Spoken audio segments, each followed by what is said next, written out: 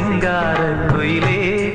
இசை பாடும் ஒரு காவியம் இது ரவிவர்மாவின் ஓவியம் பாசம் என்னும் ஆலயம் உனை பாட வேண்டும் ஆயிரம் தென்பாண்டி தமிழே என் சிங்கார குயிலே தென்பாண்டி தமிழே என் சிங்கார குயிலே